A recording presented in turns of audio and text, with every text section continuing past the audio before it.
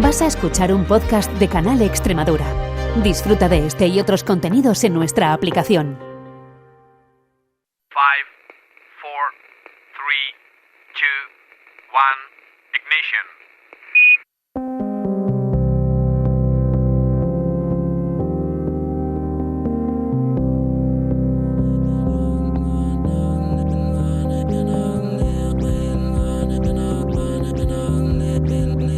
En Canal Extremadura Radio comienza Principio de Incertidumbre, con Jorge Solís.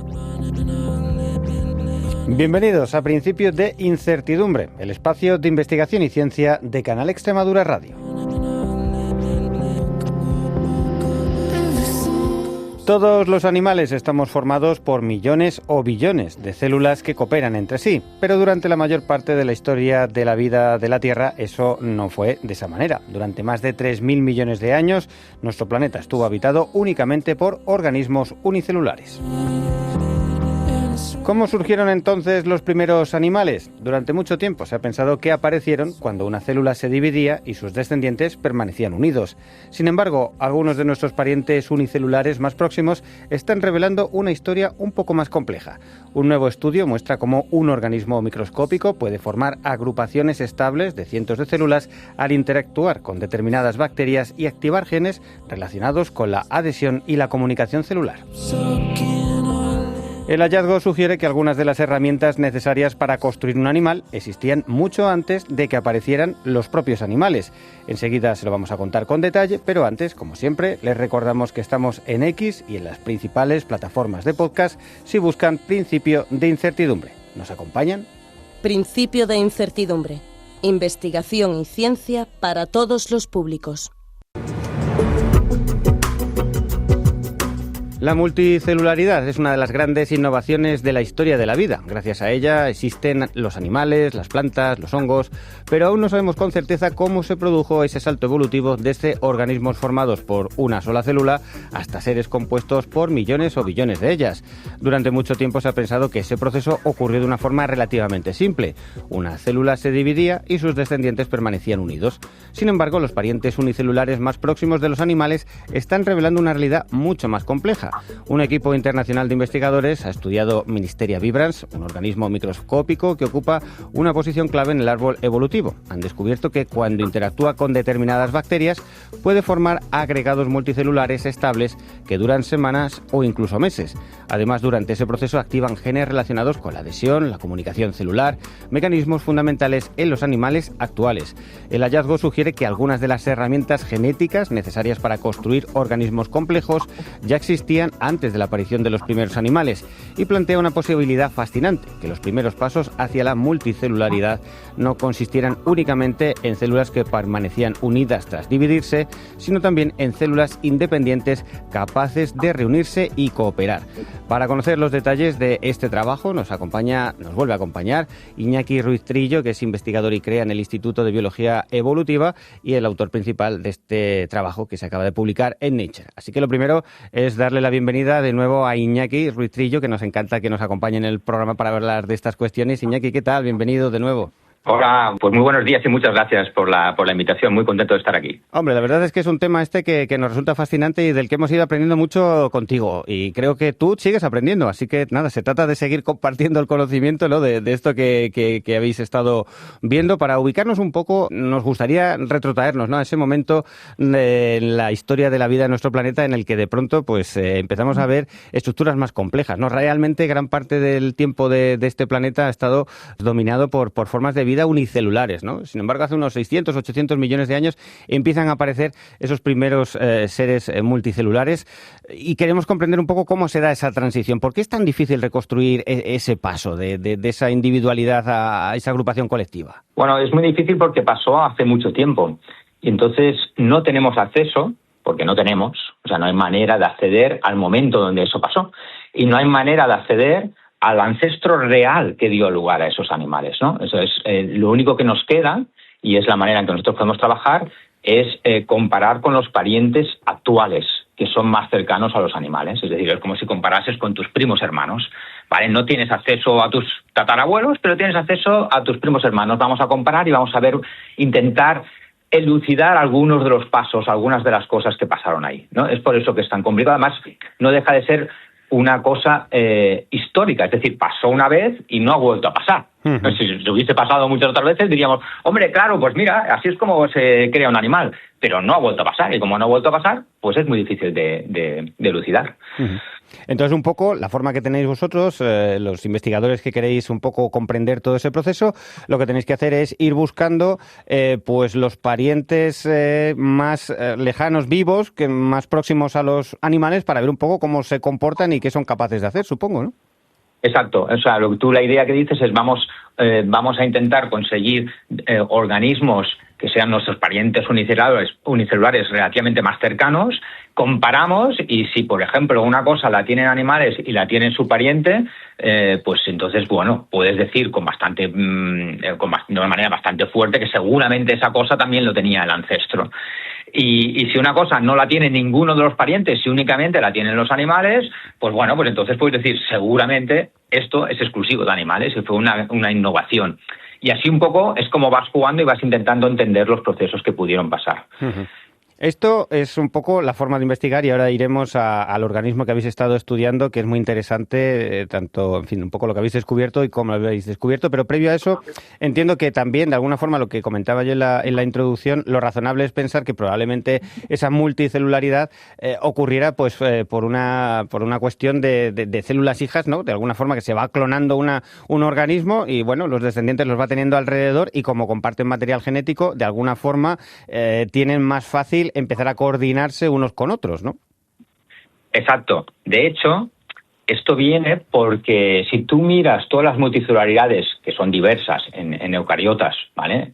Todas las multicelularidades me refiero plantas, algas marrones, por ejemplo, hongos multicelulares, animales, todos ellos se dividen ahora mismo por división clonal. Todos ellos tienen un desarrollo que es por división clonal. Y entonces, como lo que observas es eso, muchos investigadores dijeron, bueno, es la única manera de dar lugar a una multicelularidad compleja como la de animales, es por división clonal, es la más típica. Eso por una parte. Y la segunda parte importante es que decían, es que además no hay otra manera, porque tú puedes generar un multicelular por agregación, es decir, que tienes diferentes células que eran unicelulares y de repente deciden cooperar y juntarse. Dicen, pero eso no puede ser, porque te crea un conflicto social demasiado importante, porque tienes todos los tramposos que lo que harán es destrozar la cooperación. ¿Vale? Entonces, por estas dos razones, siempre se había dicho que solo se podía crear un primer animal por división celular, que se quedan juntas, y nunca por agregación. Claro, por eso. Tiene ventajas de... Todas las células tienen el mismo material genético si son clonadas, es más fácil que se comuniquen, que interactúen y de alguna forma que se sacrifiquen unas por otras, ¿no? Porque digamos que el material genético compartido pues sale adelante. Ahora, por agregación, que vengan otros individuos a estar aquí, bueno, aquí alguno se va a aprovechar, esto no puede ser estable en el tiempo. Vale. Esto es un poco ideas que son bastante razonables, sin embargo, lo que queda es, como tú contabas, pues ir a ver a ese pariente lejano, pero el más remoto que existe a día de hoy, uno de ellos, y ver cómo se comporta. Y es un poco lo que vosotros habéis hecho, y en ese caso habéis escogido Ministeria vibrans. Cuéntanos un poco qué tipo de organismo es este. Sí, este es un organismo, un protista, ¿vale? Unicelular, es forma de ameba. Es una forma de ameba que además tiene como una especie de brazos que se llaman filopodios, ¿vale? Entonces es marina, vive en ambientes marinos y se alimenta de bacterias, ¿vale? Este es Ministeria vibrans. Sabíamos ya de hace unos cuantos años que era un organismo relativamente cercano a animales. Y pues lo que habéis hecho es un poco, vamos a estudiarlo, vamos a ver cómo se comporta. ¿Y cómo se estudia eso? Sí, entonces, bueno, claro, aquí lo que queríamos saber, o sea, de hecho, como pasa muchas veces en ciencia, cuando estábamos analizando este organismo, básicamente lo que habíamos hecho hace unos años es analizar su genoma y ya vimos que tenía bastantes genes involucrados en multicelularidad, ¿vale? Genes que antes se creían exclusivos de animales.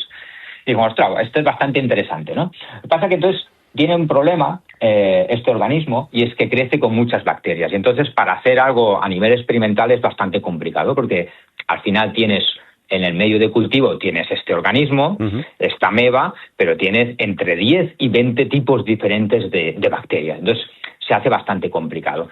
Pero entonces lo que primero probamos dijimos, ostras, vamos a ver si este organismo la podemos mantener con una única bacteria, ¿no? Entonces lo probamos, ¿va? Cogimos una de las bacterias que tenía, normalmente, la que había más, creo que había un 60% que era un tipo de bacterias, cultivamos la bacteria independientemente y entonces los pusimos juntos y vimos que era capaz de crecer solo con esa bacteria. Entonces vino la sorpresa, y es que cuando lo pones con esa única bacteria, cooperan las células, se juntan un montón de células de estas y crean un organismo nuevo que es multicelular, con un montón de células, centenares de células que antes estaban diversas por la placa de cultivo, ahora se juntan activamente y se quedan unidas. Y es cuando dijimos, ostras, esto se parece a una agregación que habíamos visto en un pariente de pero que no come bacterias, y en este caso sería, en el caso de Captospora, que es el pariente a Ministeria, se agregaba únicamente cuando le ponías una especie de lípido, y aquí es estas bacterias específicas que lo que hacen es que se agreguen y creen una estructura agregada, que a diferencia de su pariente, que solo está agregado durante unas horas, aquí aguanta, como has dicho antes, de hecho, hasta 2 meses. De momento vemos que está aguantando. Uh-huh.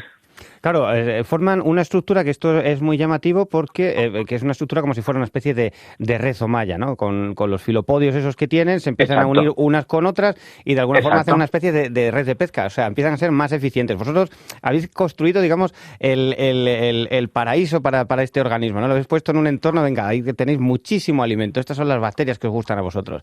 Y entonces, de esa forma ahí empiezan a florecer y empiezan a hacer una estructura que de otra forma no habéis visto, pero aunque ya intuíais que podían hacerlo porque tenían un poco esos genes que están involucrados, ¿no? O sea, tienen estos genes, pero no los hemos visto en la naturaleza, pero les vamos a dar las condiciones adecuadas, a ver qué pasa, y ahí aparecen, ¿no? Y ahí aparecen. Y lo curioso es que, claro, son genes, como decía antes, que hacen funciones de multicelulares, es decir, son genes que lo que hacen es adherir unas células a otras, es decir, juntar células, que es lo que necesita una multicelular. Son genes que diferencian los tipos celulares las células en diferentes tipos celulares, que es lo que hacen para generar diferencias entre los diferentes tejidos en animales, y son también genes que lo que hacen es comunicar, o sea, comunicación celular, lo que hacen es comunicar diferentes células o diferentes tejidos entre sí. Entonces, estos genes, que son de funciones multicelulares, están funcionando durante el proceso de agregación y de segregación, es decir, que son genes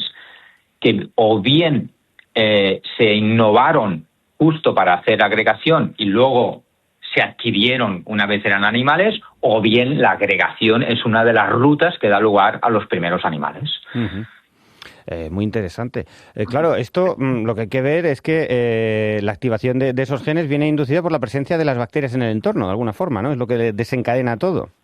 Exacto. O sea, el hecho de cuando la tienes en las bacterias, cuando tienes la bacteria en específica cuando solo tienes esta, es cuando se activa todos estos genes, cuando se activa el proceso activo, porque es un proceso activo, es decir, todas las células activamente se juntan y crean esta nueva estructura. Y luego lo que hemos visto también muy interesante es que justo cuando tiene esta estructura se alimentan mejor. O sea, hay una razón por la cual le hacen. Crecen mejor y se alimentan mejor que cuando no están juntas. Y luego parece también que activan algunos genes involucrados en lo que es la meiosis, es decir, la reproducción sexual, ¿vale? Quizá el hecho de tener comida y poderse alimentar mejor gracias a los agregados y a estos genes de multicelularidad le permiten hacer 2 cosas que todos los organismos quieren, que es reproducirse más y alimentarse mejor y estar más seguros. Uh-huh. Claro, es que esto es muy interesante. Aquí hay que destacar que estos individuos que deciden agruparse o especializarse y diferenciarse, hacer esta estructura, son organismos que no son clones unos de otros, que son organismos que tienen cada uno su material genético. En este caso se produce una agregación, digamos, que son organismos diferentes entre sí que deciden cooperar. Sí, bueno, son la misma especie, lo que pasa que son individuos diferentes, como dices tú. Claro, aquí hay la gente que decía los tramposos es un problema.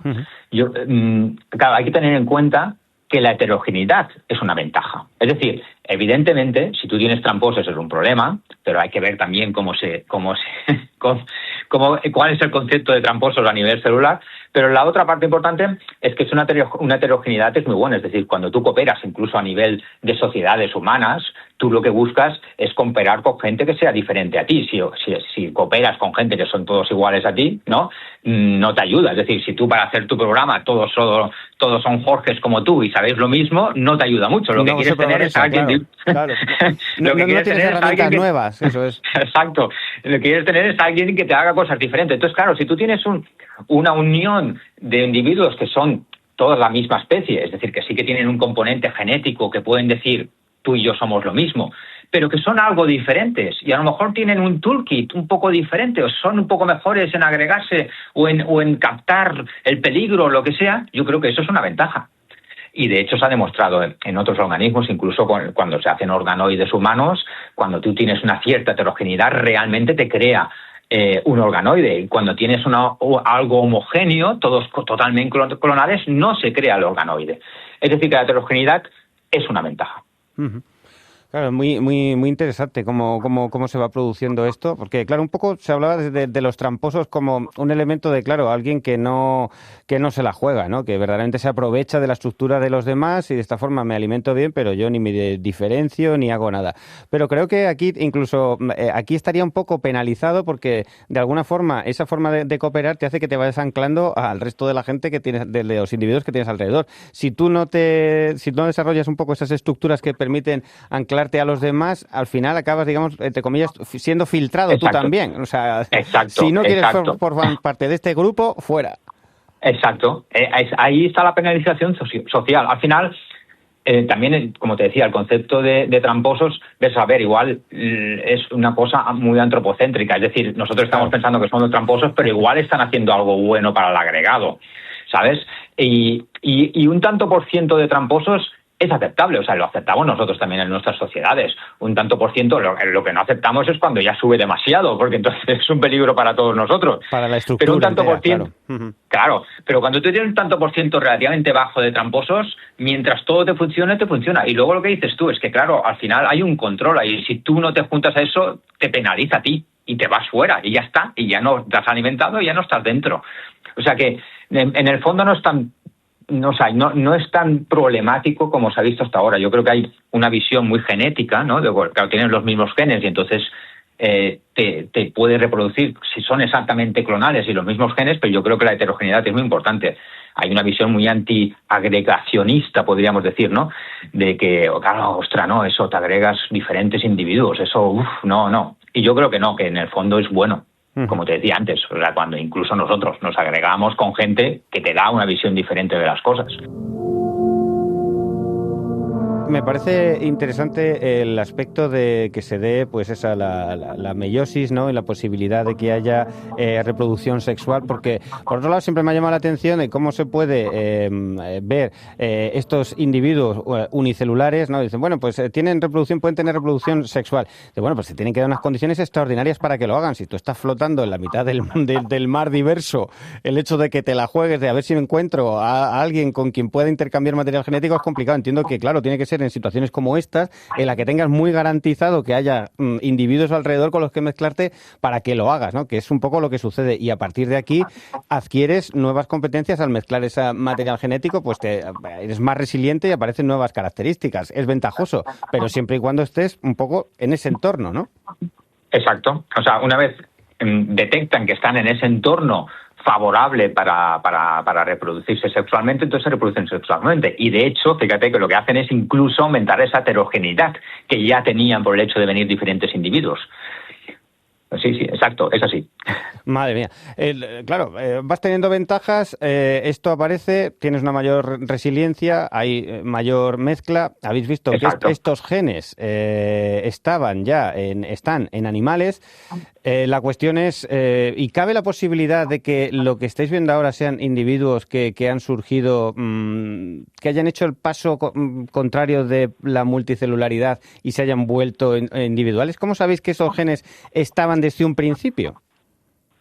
O sea, nosotros lo que detectamos es que los genes, vemos en el árbol filogenético, podemos mapar exactamente con los organismos que tenemos actualmente, ¿eh? O sea, si encontramos otros, igual se mapan anteriormente. Uh-huh. Pero con los organismos que tenemos actualmente, lo que podemos es mapar exactamente. Ahí el origen es aquí. Entonces, hay muchos genes que antes, hace 15 años, se creían que se mapaban justo en el origen de animales, que hemos visto con los genomas de muchos de estos organismos que se mapan un poco antes del origen de animales, en un grupo de organismos que son entre ellos Ministerial, que estamos hablando hoy, y otros diferentes organismos, que ya iban adquiriendo muchos de estos genes que luego serían claves para la diferenciación celular, para el desarrollo animal, para toda la parte multicelular. Entonces, eso lo sabemos seguro. Pero eso es una pregunta que me has dicho. La otra pregunta que me has dicho es, ¿podía ser que esto fuese secundario, no? Más o menos es lo que venías a decir. Sí. Claro, sí, podía ser. O sea, eso no estamos seguros. Nosotros creemos que la transición a multicelularidad obligada animal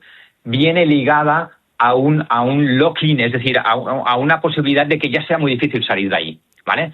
Entonces, sí que antes de eso puede haber pruebas, o cosas multicelulares, unicelulares, como diferentes beta testing, ¿no? O sea, estás probando lo que sería un multicelular, pero sin tener el multicelular totalmente adecuado, ¿no? Entonces, yo creo que seguramente estábamos hablando de esa época donde ya tenían los genes, ya tenían muchas tecnologías que luego se incorporaron en animales y entonces iban probando qué pasaba ahí, pero sin ser un animal totalmente. Pero no podemos descartar que fuese lo que has dicho tú, también, que hubiese animales se adquiriesen después y esto fuese una simplificación secundaria que estamos viendo hoy en día. Y un poco cuéntanos cuál es el estado general un poco de la ciencia, porque esto vosotros lo ponéis como realmente es vanguardia, porque de alguna forma estáis un poco poniendo un argumento más sobre ese modelo agregativo, ¿no? No sé un poco el resto de la comunidad, esto cómo lo recibe.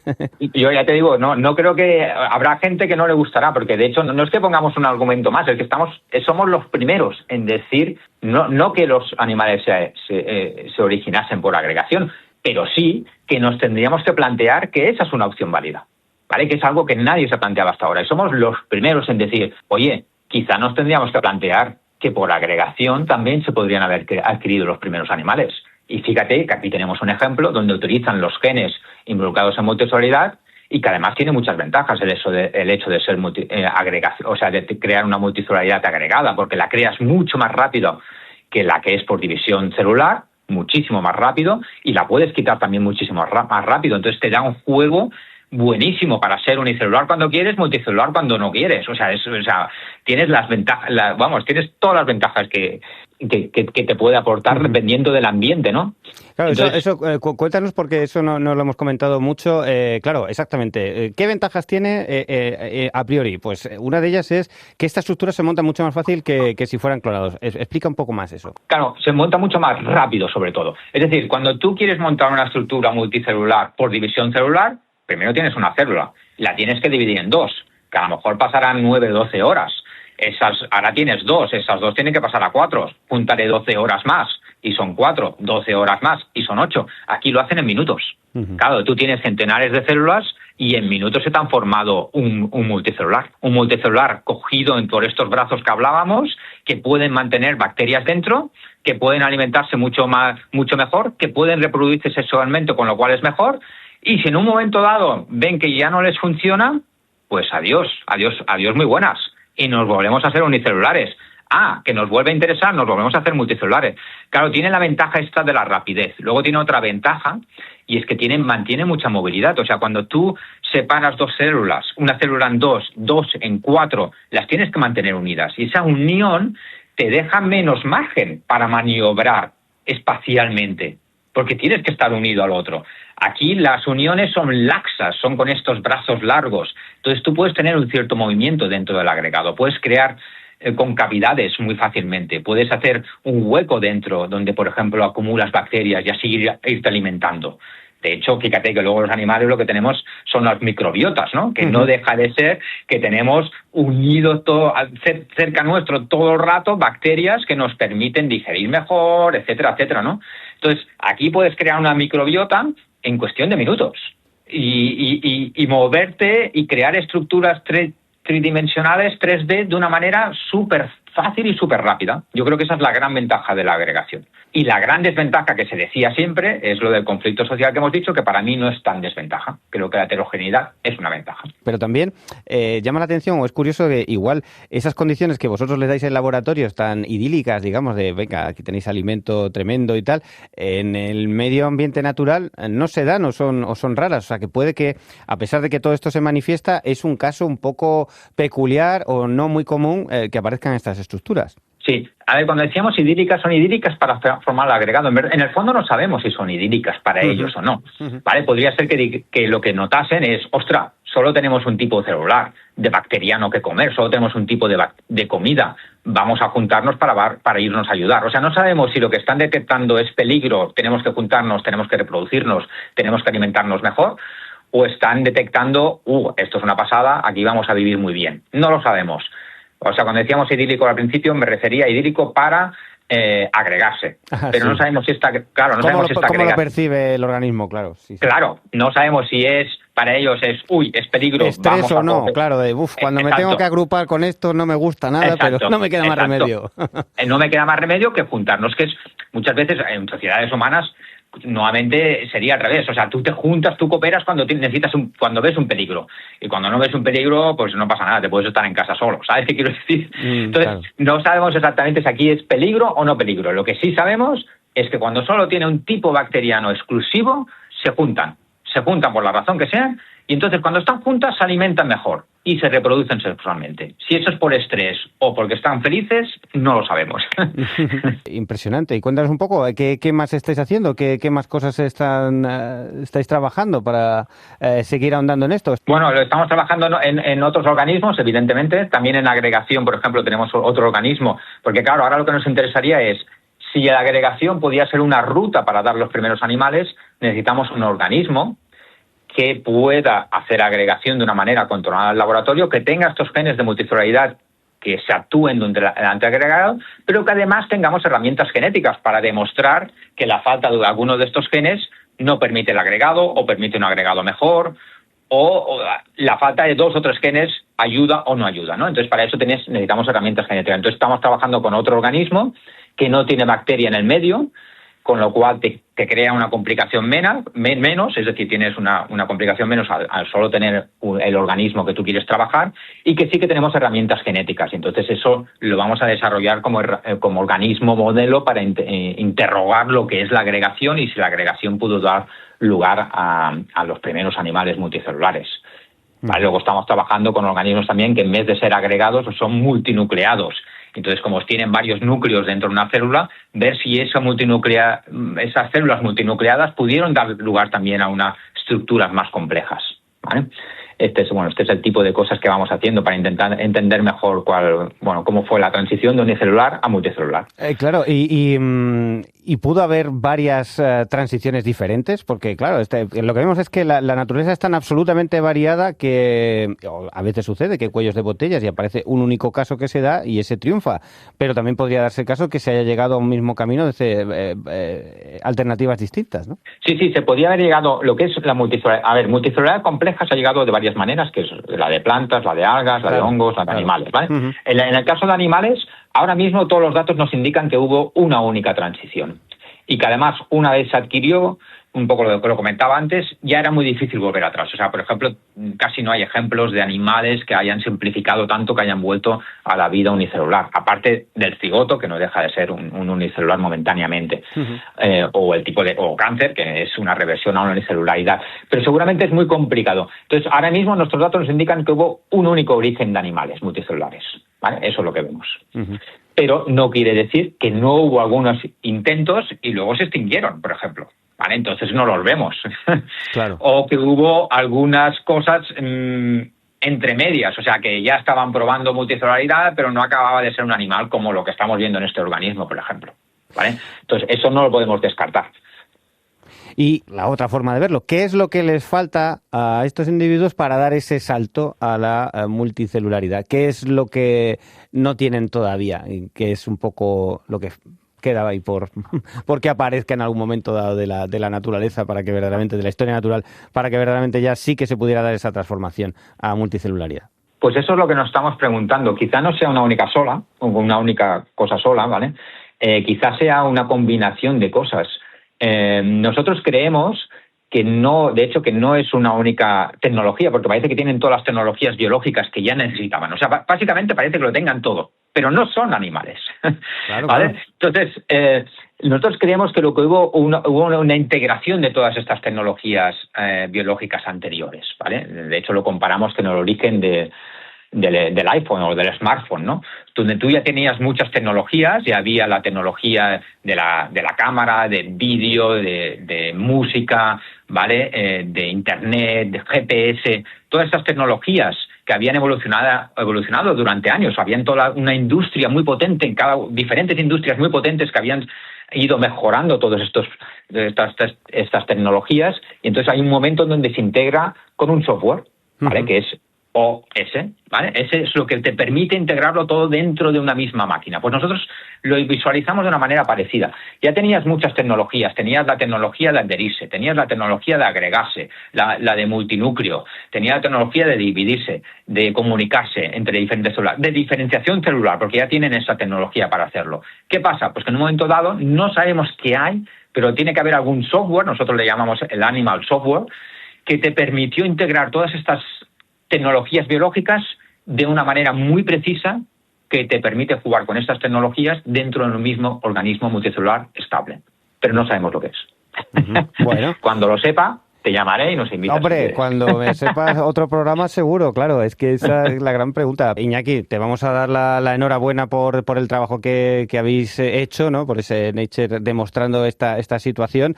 Mucha suerte para el trabajo que queda por delante y deseando que encontréis un poco todo esto que nos falta para repetir esa conversación. Recordamos, Iñaki Ruiz Trillo, que es investigador y crea en el Instituto de Biología Evolutiva. Muchísimas gracias por pasarte por aquí para contarnos un poco cuál es el estado de la ciencia de vanguardia en este campo. Muchísimas gracias a vosotros por la invitación y por el interés en esta parte de la ciencia de biología evolutiva que a nosotros nos fascina tanto. Muchísimas gracias.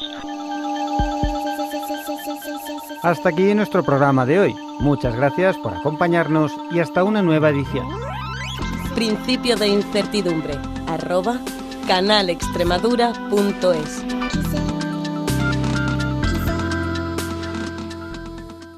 Has escuchado un podcast de Canal Extremadura.